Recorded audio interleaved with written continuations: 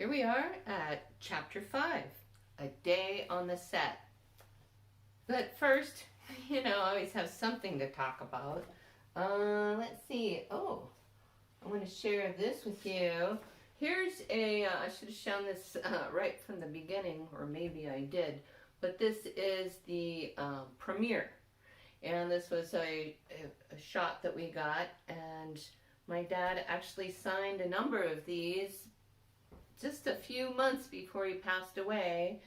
And I've still got some, not many, but you can find them on my Jackie's Manos Etsy page, my Etsy site. Anyway, I'll share all those links and everything. And what else? Oh yeah, my necklace. See the hands? This was something I was honored to be invited to do a couple years ago. Portland PDX burlesque show in Portland, Oregon, and I got to host it. I was not one of the performers, but there was some amazing acts because this particular show was MST based. That was the theme, and we had a tour go. If you can even imagine that, but she was amazing. Anyway, that's where this came from. What else? That's enough for right now. Let's get started. Chapter 5. Oh, by the way, this is a very long chapter, relatively speaking, and it's going to be in 3 parts. Chapter 5, A Day on the Set, Part 1. Once filming began, Hal became distant and preoccupied, a man with a purpose and a tight schedule. He had rented a 16mm Bell & Howell Filmo 70 camera. He bought expensive film, had everything and everyone committed and lined up. This movie would be made with fewer investors, less support, and more challenges than he'd originally hoped for. But at least it was actually happening. Gone were the jokes, the schmoozing, gone was the jovial Buddy Hal. In steps producer, director, businessman Hal. Time to make a movie. The outtakes that are part of the extras in the Manos restoration show a professional and focused atmosphere. No wasting time or film while the camera was running.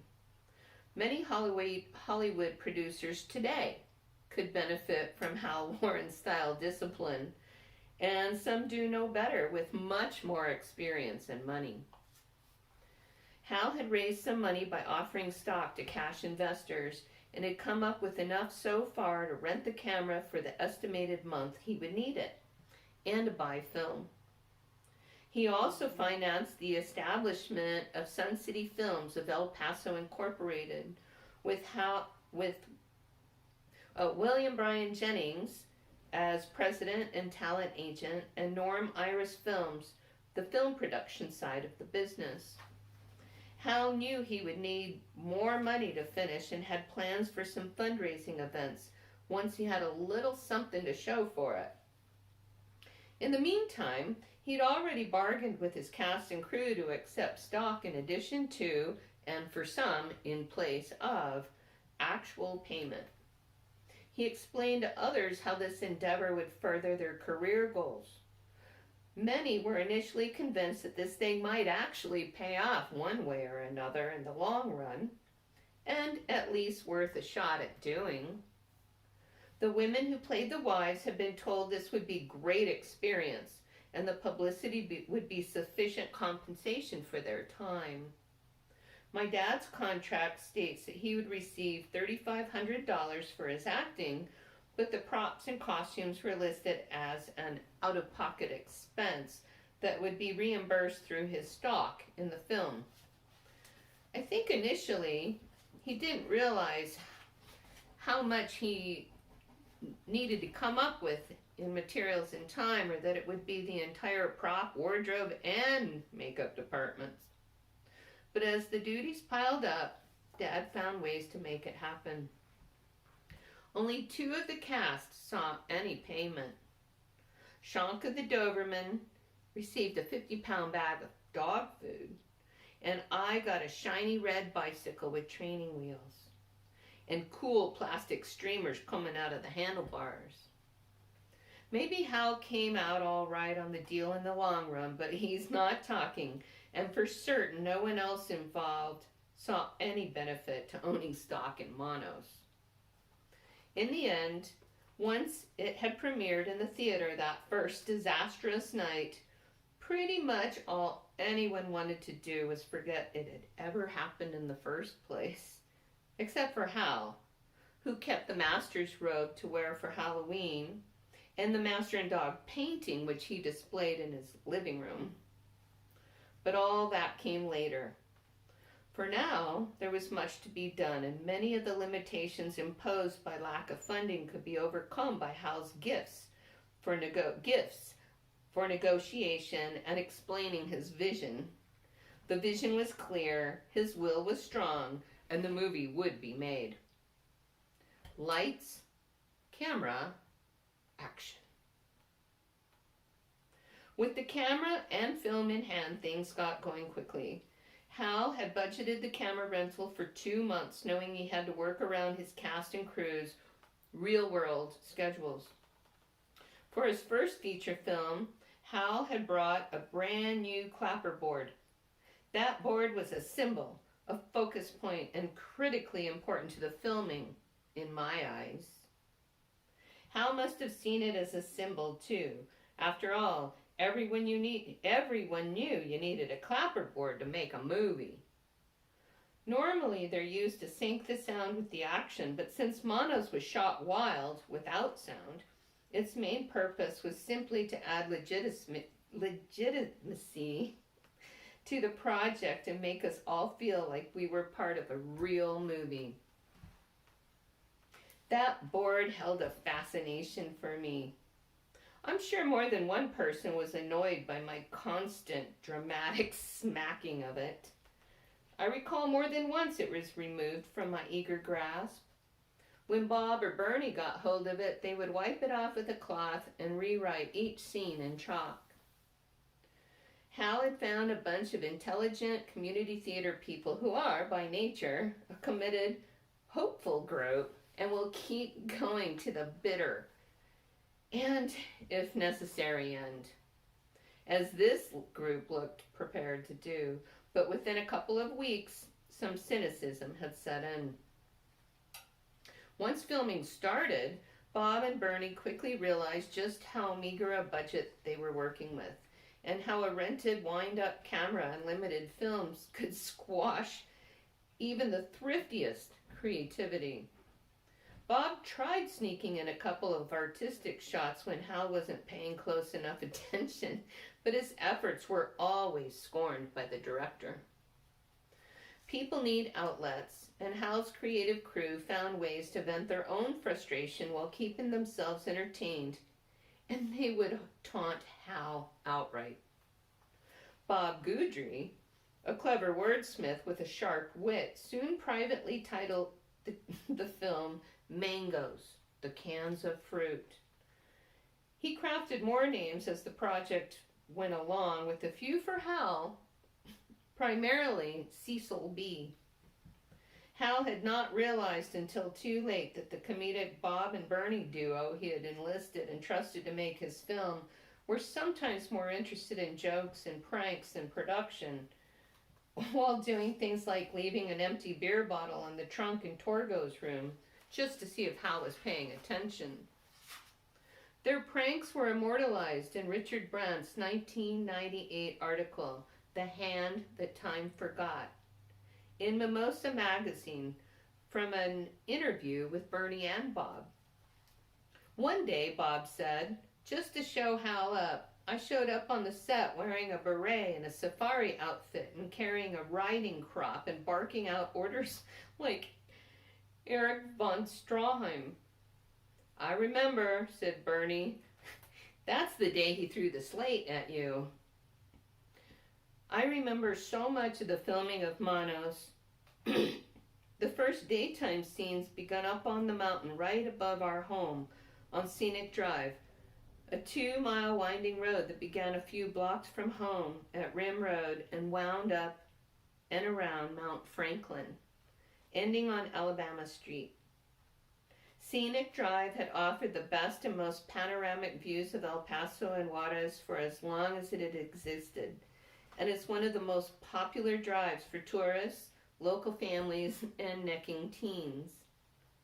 From the time I was 9 years old, my friend Yvonne and I would take off, or I would go alone from my backyard with my Girl Scout canteen full of lukewarm water and climb up and around Scenic Drive and the pull-out vista point that was in nearly straight up from our house. There wasn't much to see during the day from up there in the 60s, although it was a good place to catch a breeze on a hot day. But the view at night when my family and I would go for an ice cream cone and a short drive was spectacular. With the wide open,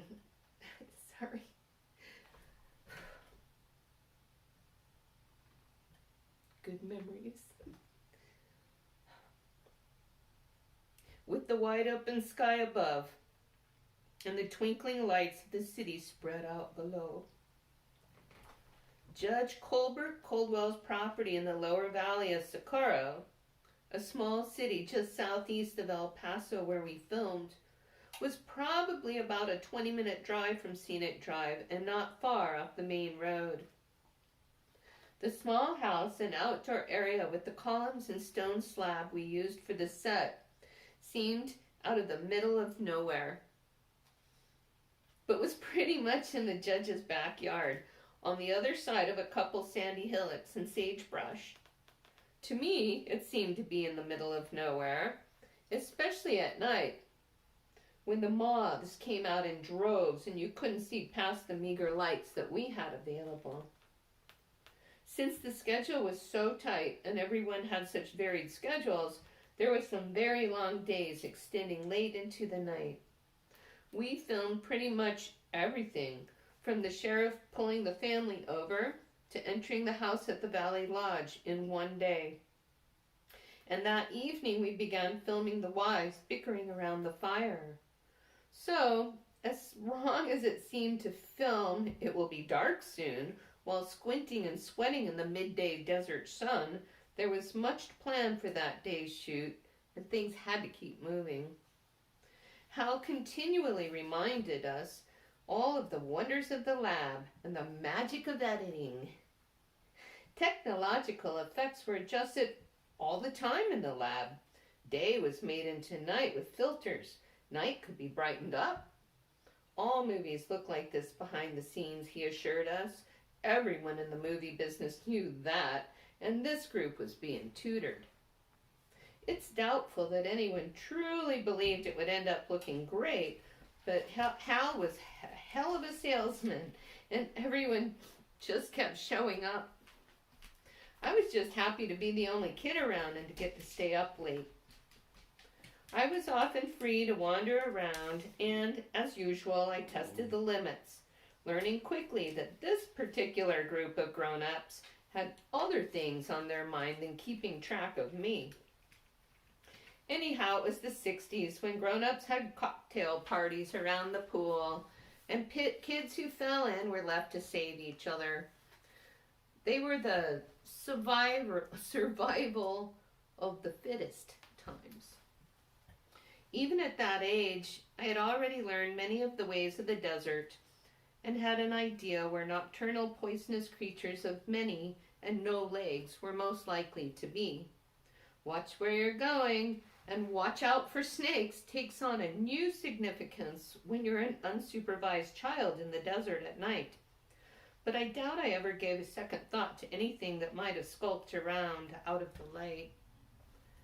On the nights I was on set and the shooting went very late, I would take a nap out of the way when I was tired, in the back seat of the car or in the bedroom of the little Manos house. I do remember feeling more comfortable in the car because the uncovered windows of the house at night creeped me out.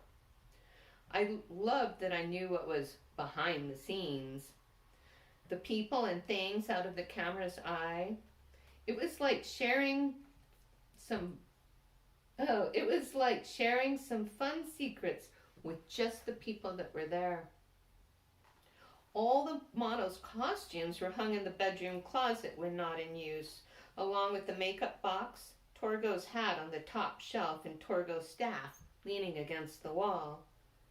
Naturally, we didn't have a caterer to feed us, and we didn't have pizza delivered either. It was too far from the nearest delivery service. So we brought our own bagged lunches of sandwiches, chips, cookies, and the like. I remember us all pulling out our bags from the fridge in the kitchen for a nighttime lunch break and sitting around looking to see what everyone else had brought. With the shadowy desert and unseen sounds all around us in the dark, it now reminds me of all the Girl Scout trips that became part of the next few years of my girlhood, and the unspoken connection that develops within a group with a common goal. In this case, though, as time went on, the goal became to just simply get through it. Although I was 6 going on 7, I'm going to stop right there.